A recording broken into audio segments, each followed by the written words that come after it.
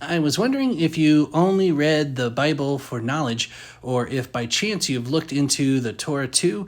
Do you have any videos that cover the true name of Jesus, which is Yeshua, or all those things? Look, I have studied the Torah. That's the thing. I've studied the Old Testament thoroughly, as well as the New Testament.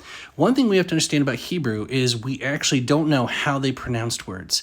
We have some vague ideas pulled from modern Hebrew and from Yiddish and from other similar languages on how they might pronounce certain words, but we actually don't know because there are no vowels in Hebrew. Everything is a consonant.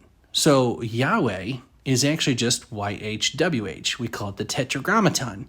And that's why some people call it Jehovah and some people call him Yahuwah. So right now there is a fad where people are saying, oh, I know the true name and we need to use the true name Yahuwah. And no, that you don't know that that's the real name. Yeshua and Yahweh are just as plausible, in fact, more so, because they come from biblical scholars and not from people who think they know everything on TikTok.